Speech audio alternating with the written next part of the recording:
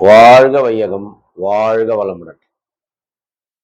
இப்போ நம்ம உடல்ல இருக்கிற சக்திய அதிகமாக எடுத்து செலவு செஞ்சுக்கக்கூடிய விஷயங்கள் எது எதுன்னு பார்ப்போமா?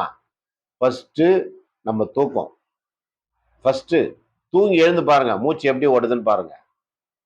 தூக்கம் தான் அதிகமான சக்திய நமக்குள்ள இருந்து எடுத்துக்கிறது.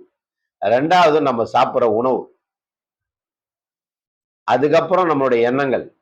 அதுக்கப்புறம் மனம் ஓடுற ஓட்டங்கள். அதுக்கப்புறம் புலன் இன்பங்கள்.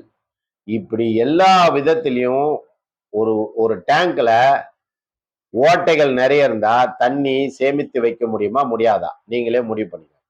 நிச்சயமா சேமித்து வைக்க முடியவே முடியாது. அப்ப என்ன பண்ணணும்? ஓட்டையே அடங்கணும். புலன் இன்பங்கள சரி செய்துக்கணும். கூடாதுன்னு சொல்லல. தேவையானத செய்துக்கணும், தேவையில்லாத விட்டுறணும். அப்படி சரி செய்ய ஆரம்பிச்சீங்கன்னாவே, உங்க வாழ்க்கை ஆரோக்கியமாவும், ஆனந்தமாவும், சக்தி மிகுந்ததாவும் இருக்கும். புரியுதா? நன்றி. வாழ்க வளமுடன்.